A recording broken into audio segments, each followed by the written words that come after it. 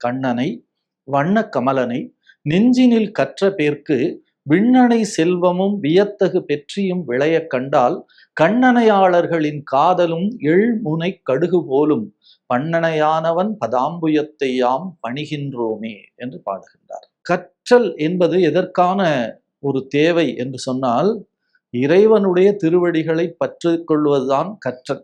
இங்கே கவியரசர் சொல்லுகிறார், நான் கற்க வேண்டும். யாரை கற்க வேண்டும் என்று சொன்னால், கண்ணனை கற்க வேண்டும் என்று சொல்கிறார். கண்ணனை வண்ண கமலனை நெஞ்சினில் கற்ற பேர்க்கு, யாரெல்லாம் கண்ணனை படிக்கிறார்களோ, கண்ணனை யார் உள்வாங்குகிறார்களோ, கண்ணனை யார் உணர்வுபூர்வமாக சிந்திக்கிறார்களோ, அவர்களுக்கு என்ன கிடைக்கிறது என்று கேட்டால், விண்ணனை செல்வமும், விண்ணளவிற்கான செல்வம் அவர்களுக்கு வருகிறது. வியத்தகு பெற்றியும், அவர்களுக்கு சேரக்கூடிய வெற்றி, வாழ்வியல் செல்வங்கள் எல்லாம் மிக அற்புதமாக உயர்ந்து கொண்டே போகிறது.